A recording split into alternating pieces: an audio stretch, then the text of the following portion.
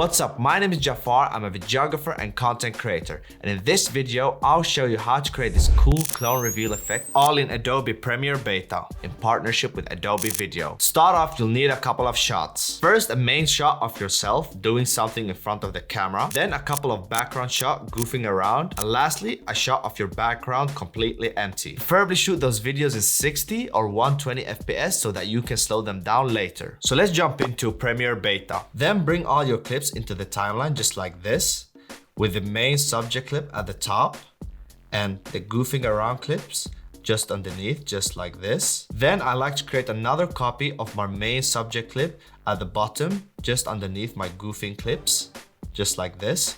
And underneath that is my background clip. So to get into this effect, click on this object mask tool, and in your preview screen, select yourself, then go to effect controls and click on this tracking button and let it do its magic. Then drag that mask over your opacity, and as you can see in the preview screen, you are now masked out just like that. Now let's do that with all our other clips. And as you can see, I'm now in front of my clones just like that. And what I like to do is also with my second main subject clip is also masking out, but I'll mask out the background instead. So I do that by masking out myself, and then in the effect controls, I click on inverted, and that way it will select the background. And if we turn off my background clip, you can see that my subject is completely gone from the clip. That way you have more control over your editing